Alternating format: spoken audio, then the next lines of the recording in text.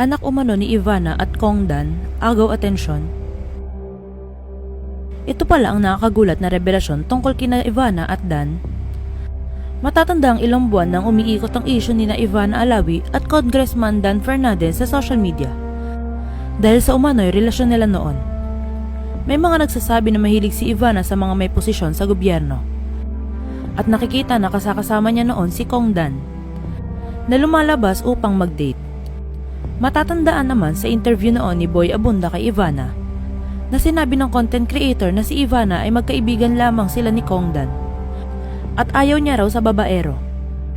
Ngunit mukhang salungat ang mga sinabi niya sa mga isyu na binabato laban sa kanya ngayon. May mga litrato na magkasama silang dalawa.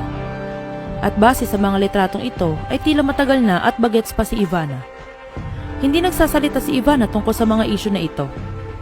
Ngunit kamakailan lamang sa isang vlog niya sa YouTube ay nagpa-lie detector test ito nang tanungin kung siya ba ay nanira ng pamilya. Sinagot naman niya ito nang hindi raw siya pinalaki ng kanyang magulang upang manira ng pamilya. Nire-respeto rin daw niya ito dahil siya raw mismo ay mayroong broken family.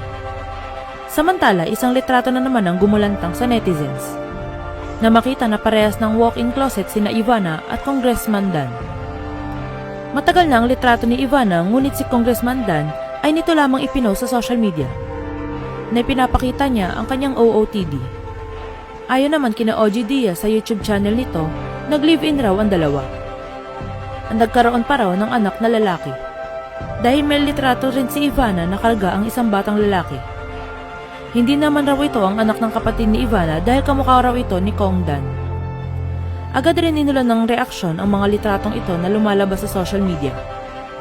Dahil ayon sa netizens, bata pa si Ivana sa litrato na may karga itong batang lalaki. At malamang raw ito ay ang kanyang pamangkin at hindi anak kay Kongdan. Sa ngayon ay wala pang muling inilalabas na payag si Ivana tungkol dito.